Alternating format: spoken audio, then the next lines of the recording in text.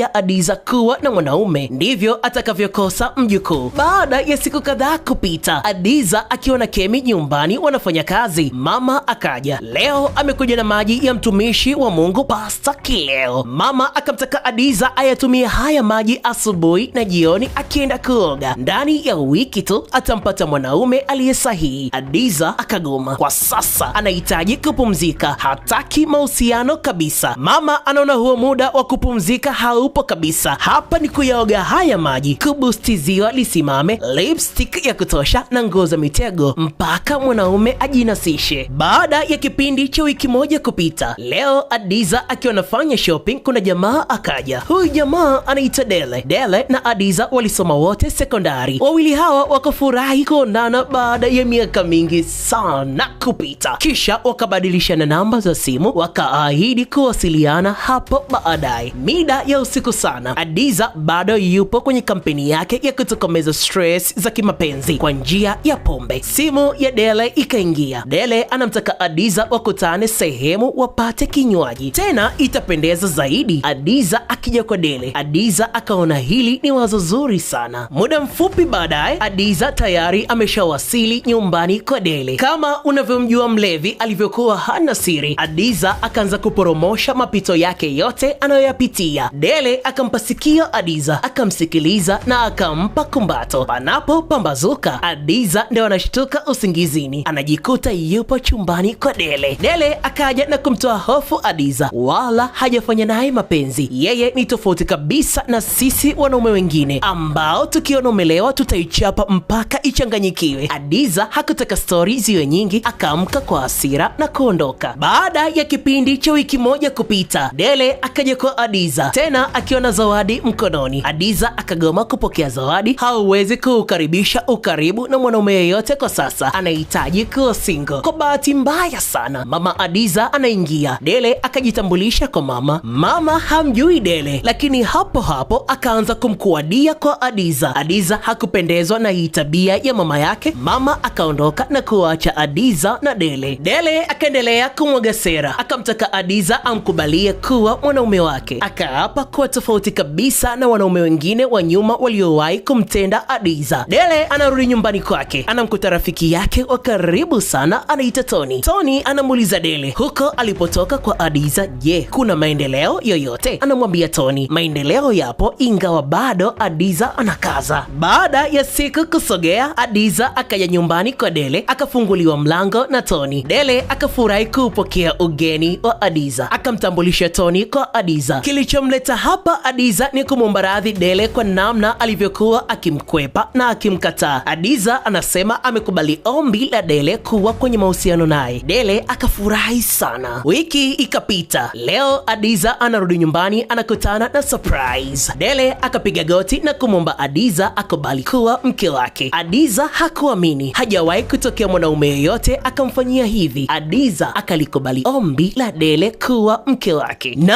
haikupita siku nyingi, leo ndo siku ya harusi. Adiza yupo ndani ya shela, makeup imechukua nafasi yake. Kuna ujumbe ukaingia kwenye simu yake, aende katika chumba cha bwana harusi, kuna surprise yake. Adiza akafurahi sana, ukute ameandaliwa zawadi. Adiza anapofungua mlango, anamkuta mwanaume wake anamalizia kupelekewa moto na mwanaume mwenzie ambaye ni Tony. Kumbe bwana harusi anavunjwa. Adiza hakuamini, akataka kuzimia, akaondoka. Adiza akatoka nje na kuanza kukimbia isijulikane anapoelekea. Kemi akahakikisha anamfuata Adiza kwa nyuma. Adiza ameumia, hamu ya kumpata mwanaume atakayekuwa mume wake ameangukia kwa shoga. Adiza anamka asubuhi, anajikuta yupo nyumbani kwa Kemi. Kemi akaamka na kuja kumpa kumbato Adiza. Adiza akalia sana kwa uchungu. Adiza anarudi nyumbani, anakutana na kimbembe kutoka kwa mama yake. Mama anamwambia Adiza kilichobaki kwa sasa asafiri nje ya nchi akatafute bwana wa kizungu. Ukute riziki yake haipo kwa mabwana wa hapa nchini. Yani kwa huyu mama haina kupoa, kata mti panda mti. Kabla hata ya Adiza hajaanza kumpa vichambo mama yake, akajisikia hali ya kutapika. Mama akajua tayari huko mjukuu ameshapatikana. Huu ukawa ushindi wa kwanza kwa mama Adiza. Kesho yake Adiza na mama yake wametoka hospitali. Ni kweli Adiza ana mimba. Mama Adiza ana furaha sana, hatimaye hatimaye anaenda kuitwa bibi. Sasa mama Hadiza anapiga hesabu, huyu mtoto atakuwa wa nani? Huyu dele ni shoga, atakuwa na uji wa maana wa kurutubisha yai kweli? Hapana. Hata hivyo hakukutana kimwili na Hadiza, bas ni mtoto wa pasta feki, mzee wa simtu, kipenzi cha komparange, bwana Chuke. Mama akamtaka Hadiza asijali kabisa kuhusu mwanaume wa kumuoa, atamsaidia kutafuta. Hadiza hakuongea chochote, akaenda chumbani na baada ya muda mfupi akarudi na begi la nguo za mama yake. Hadiza akamfukuza mama yake kwa maana amekuwa mwiba mchungu katika maisha yake. Majanga yote yanayomkuta ni kutokana na pressure kutoka kwa mama yake. Hadiza akamtaka mama yake kutokuja kukanyaga tena hapa. Lakini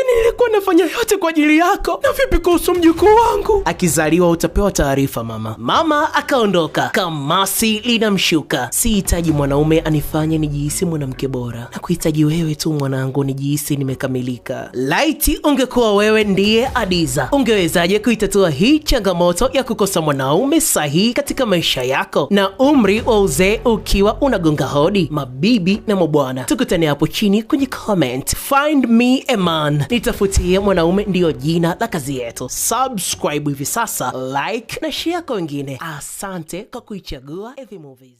Je, una changamoto na bando?